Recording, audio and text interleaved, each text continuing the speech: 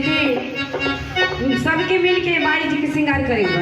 हाँ चाची बोल सच दरबार के अरे आई गई ले डोलिया का हार माई के आई गई ले डोलिया